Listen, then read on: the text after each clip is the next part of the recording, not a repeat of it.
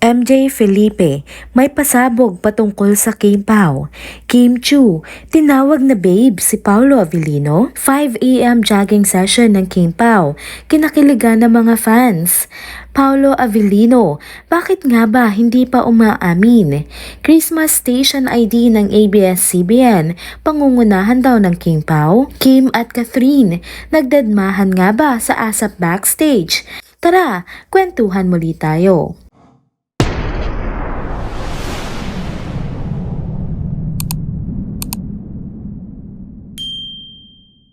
Hello mga ka-trenders! Welcome back muli sa ating channel. Kung bago pa lamang kayo dito, huwag nang kalimutang mag-like, mag-subscribe at i-hit na din ang notification bell para lagi kayong updated sa mga balitang trending at napapanahon. Mga ka-trenders, andito na naman tayo para maghatid ng bagong trending na kwento patungkol sa paborito nating tambalan na sina Kim Chu at Paolo Avellino. Tiyak na matutuwa kayo sa update na ito, lalo na sa mga natuklasan ng fans sa video ni MJ Felipe na kamakailan lang in-upload sa kanyang YouTube account. Pinamagatan niya nga ito ng From the Vault, Kim Chu and Paolo Avellino confirm 5 AM jogging session. Ang nakakakilig at nakakatuwang kwento tungkol sa samahan ng dalawa. Unang bahagi ng video ay ang interview kung saan pareho ngang na-express na Kim at Paolo ang kanilang pasasalamat at pagkagulat sa patuloy na mainit na suporta ng publiko sa kanilang tambalan. Ayon pa sa kanila, masaya sila na sa kabila ng kanilang edad, marami pa rin ang nahuhumaling at humahanga sa kanilang chemistry. Kaya't hindi nakapagtataka kung bakit kahit sa mga simple at di inaasahang moments ay may kilig pa ring nararamdaman ang mga fans para sa kanilang dalawa. Isa pa sa pinaka-pinag-usapan sa video ay ang pagkumpirma nga ni Kim at Paolo sa kanilang jogging sessions tuwing umaga habang sila nga ay nasa ibang bansa. Talaga namang kinasabikan ng mga netizens ang detaling ito. Ayon pa sa dalawa, pareho silang mahilig sa pagtakbo kaya't natural lang na magkayayaan sila dahil nga pareho sila ng hilig. Ayon nga sa obserbasyon ng marami na ito na nga ang bonding time nila na kahit hindi parte ng trabaho ay sinasamantala nilang magkasama sa kanilang day off. May isang nakakatuwang tanong din si MJ kay Paolo sa interview.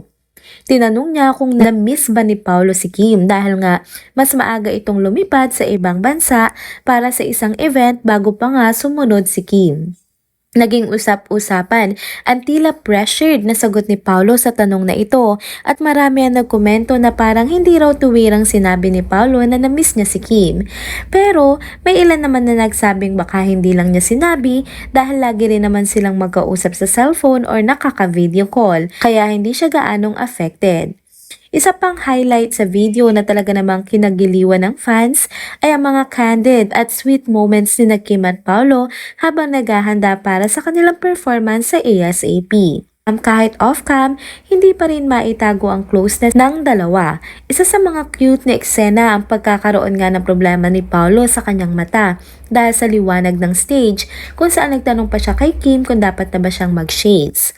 Sumang-ayon naman si Kim at ayon sa mga netizens na mahilig mag-lip read, tila tinawag pa raw ni Kim si Paolo ng babe. Sabi tuloy ng ilang fans, baka naman yun talaga ang terms of endearment ng dalawa kahit noon pa. Ang video na ito ay puno na nakakakilig na moments, kaya naman hindi nakataka-taka na umani ito ng iba't ibang komento mula sa mga netizens. Maraming fans ang kinilig sa confirmation ng 5 AM jogging sessions at natuwa sa simpleng closeness nila sa isa't isa. May landing humanga sa pagiging dedicated nila sa kanilang fitness routine habang ang iba naman ay nagtatanong kung hanggang saan pa ba aabot ang kanilang closeness. Talaga namang ibang klaseng kilig at excitement ang dala ng video na ito ni MJ Felipe.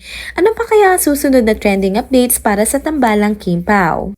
Narito naman ang pangalawang topic na talaga namang inaabangan at pinag-uusapan na naman ng mga netizens. Sabi nga ng kanta, it's the most wonderful time of the year, kaya't ramdam na ang Christmas vibes, lalo na't nagiging mainit na usap-usapan na naman ang tungkol sa Christmas Station ID ng mga malalaking TV network. Isa na nga sa pinaka-inaasahan dito ay ang Christmas Station ID ng ABS-CBN. Taon-taon, hindi na bago si ABS-CBN ang paglabas lumabas ng mga magaganda at makabuluhang station ID na talaga naman tumatago sa puso ng bawat Pilipino. Kaya't hindi katakataka na lagi itong inaabangan at pinag-uusapan sa social media at mga usap-usapang pambahay. Pero ngayon taon, tila mas maiingay ang usapan dahil posibleng pangunahan daw ng trending love team na Kim Pao ang nasabing station ID. Nakaka-excite, diba? Lagi naman silang pinag-uusapan sa publiko kahit na wala na nga silang masyadong update o ganap nitong mga nakaraang araw. Kumbaga, naging parte na sila ng daily feed ng mga netizens. Kaya't kung talagang sila nga ang mangunguna sa station ID na ito, sigurado akong maraming kilig na magaganap sa darating na Kapaskuhan. At hindi lang ang tambalan ng nakaka-excite, kundi pati na rin ang theme song na gagamitin ng ABS-CBN sa Christmas Station ID. Taon-taon, ginagawa nitong Song of the Season ang kanilang kanta at tiyak na magiging hit na naman ito. Kaya mga ka-Kimpaw at mga ka-trenders, excited na ba kayo para sa Christmas Station ID ng ABS-CBN? Parang ang hirap na maghantay, di ba? At ito na nga mga ka-trenders ang huling topic na tatalakayin natin sa update na ito. Nitong nakaraang linggo, muling nag-trending ang bangayan ng mga fans ni Kim Chiu at Catherine Bernardo. Sa social media, walang tigil ang diskusyon at debate ng kanilang mga taga-suporta kung sino nga ba ang mas magaling at mas karapat-dapat sa pagitan ng dalawa. Ramdam na ramdam ang tensyon dahil pareho naman talagang sikat at matagumpay na artista si Kim at Catherine. At hindi rin matatawaran ang loyalty ng kanilang mga fans. Kung tutuusin, hindi na bagong ganitong klaseng pagsasabong sa pagitan ng mga fandom nila. Ilang taon na rin na ang kanilang mga supporters ay nagpaparamihan ng likes at views para ipakitang mas malakas ang kanilang iniidolo.